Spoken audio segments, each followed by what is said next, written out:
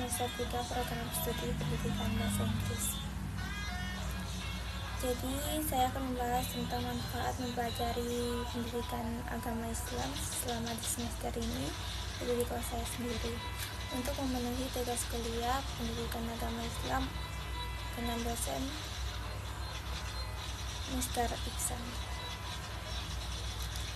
Setelah belajar pendidikan agama Islam tentang puasa, sholat, zakat, syahadat, dan lain-lainnya, jujur saja banyak banget manfaat yang saya rasakan. Yang pentingnya yang kerasa itu bicara saya melihat hidup.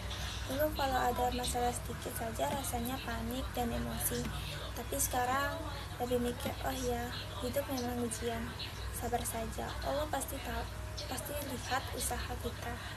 Dari belajar sholat dan puasa pun saya jadi lebih banyak bisa menahan diri, bukan cuma menahan lapar ataupun haus ataupun capek, tapi nahan marah, nahan ngomong sembarang, dan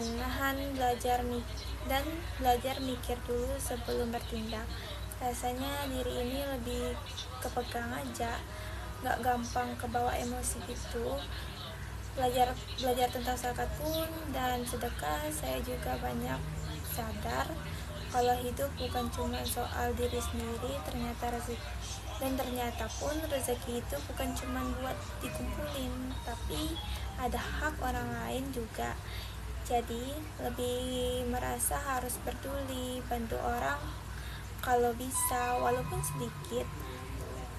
Nah, tentang syahadat dan Allah pun itu bikin saya ngerasa punya pegangan kuat. Kalau lagi sendiri atau sedih, ada rasa tenang karena tahu Allah di dekat kita. Dengan doa kita, meskipun orang lain mungkin tidak tahu apa yang kita rasakan. Belajar tentang Rasulullah